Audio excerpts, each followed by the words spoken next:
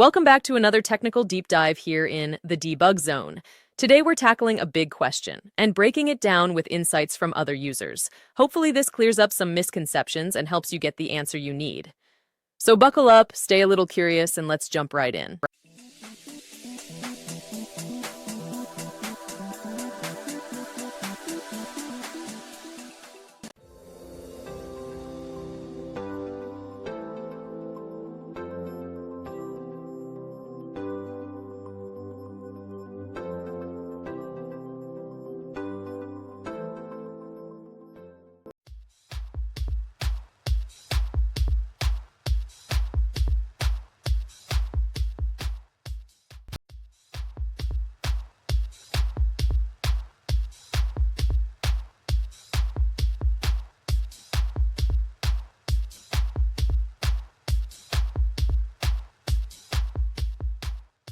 And that's a wrap.